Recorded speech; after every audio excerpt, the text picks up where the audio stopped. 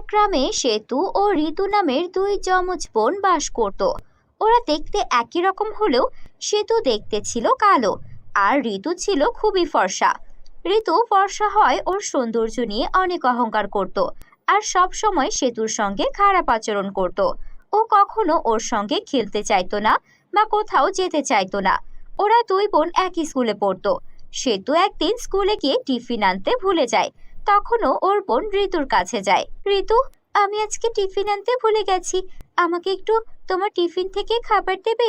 আমার খুব খিদে পেয়েছে। তোকে না কতবার বলেছি আমার সঙ্গে কথা বলতে আসবি না, যা এখান থেকে, আমি আমার টিফিন তোকে দিতে পারবো না। তখন ঋতুর বান্ধবীরা ওকে ডেকে বলতে থাকে, এই ঋতু, এটা তোর বোন নাকি?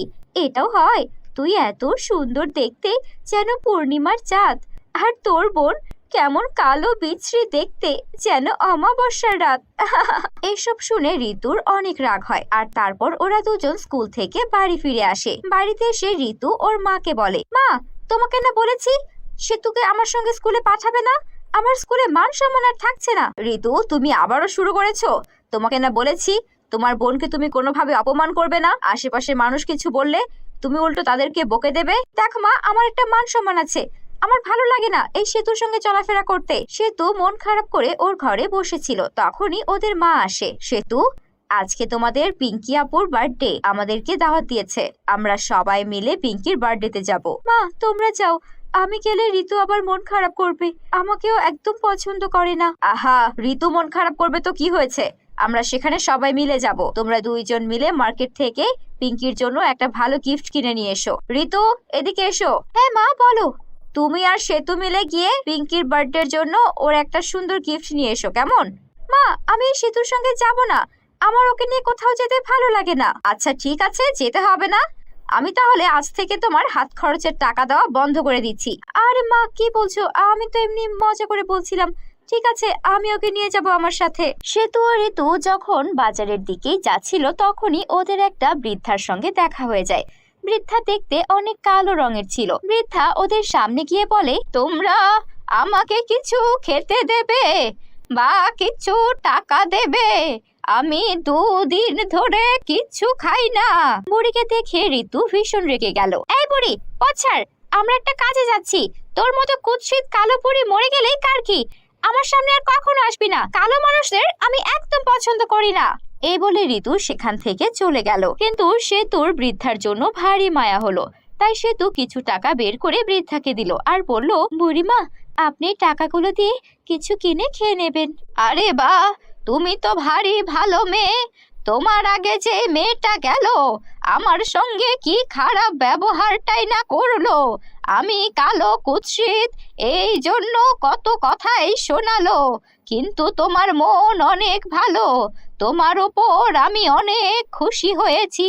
বুড়িমা, ও আমার বোন ছিল, ও একটু এমনই, আমি ওর হয়ে আপনার কাছে ক্ষমা চেয়ে নিচ্ছি, ওকে ক্ষমা করে দেবেন, ওর মন এতটাও খারাপ না। না না, ওই মেয়ে দেখতে সুন্দর বলে রূপের অহংকার করে, আর বদমেজাজি একটা মেয়ে, আর সে শুধু সুন্দর মানুষদেরই ভালোবাসে।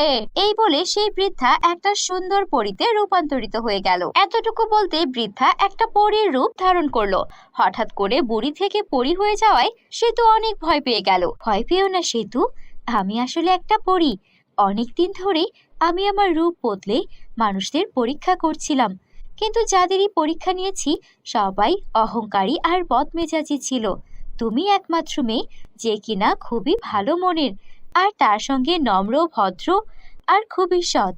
আমি তোমাকে একটা উপহার দিতে চাই, আমার সঙ্গে চলো। না না পরী, আমার কোনো উপহার লাগবে না, আমি জানি তোমার মনে একটু লোভ নেই, কিন্তু আমি এটা তোমাকে খুশি হয়ে দিচ্ছি, চলো আমার সাথে। এরপর পরী সেতুকে নিয়ে তার জাদুর ঝর্ণার কাছে নিয়ে যায়।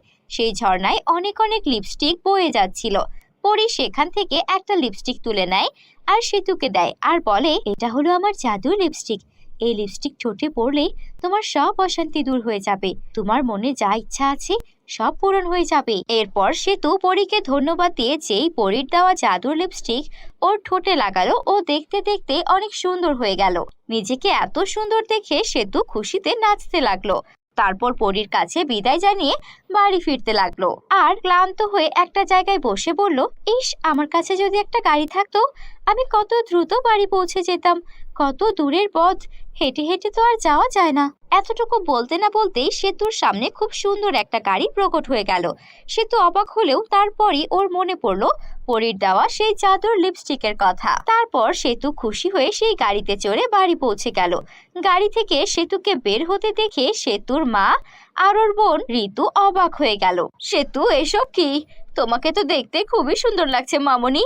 এত সুন্দর গাড়ি, তোমার গায়ের রং ফর্সা, এসব কি করে হলো? তারপর সেতু ওর মাকে পরী আর তার জাদুর লিপস্টিকের সব ঘটনা খুলে বলল। সেতুর মা অনেক খুশি হলেও ওর বোন ঋতু এসব শুনে আরো বেশি হিংসে করতে শুরু করলো।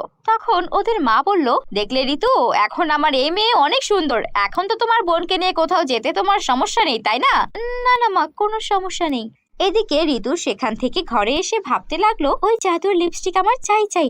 ওই জাদুর লিপস্টিক আমি ঠোঁটে লাগিয়ে পুরো পৃথিবীর সবচেয়ে সুন্দরী নারী হয়ে যাব আর সবকিছু আমার করে নেব। আমি আর এই গরিব বাড়িতে থাকবো না। আমি জাদুর লিপস্টিক ব্যবহার করে অনেক সুন্দর একটা আলিশান বাংলোতে থাকবো। এই ভেবে ঋতু সেতু যখন ঘুমোচ্ছিল চুপি চুপি ওর সেই জাদুর লিপস্টিকটা চুরি করে ফেললো। তারপর জাদুর লিপস্টিক ঠোঁটে লাগিয়ে বলল, এবার যেন আমি পৃথিবীর সবচেয়ে সুন্দরী আর ধনী মেয়ে হয়ে যাই। কিন্তু এতটুকু বলে লিপস্টিক ঠোঁটে পড়ার সাথে সাথে ঋতু একটা কুৎসিত আর বৃদ্ধ মহিলা হয়ে গেল।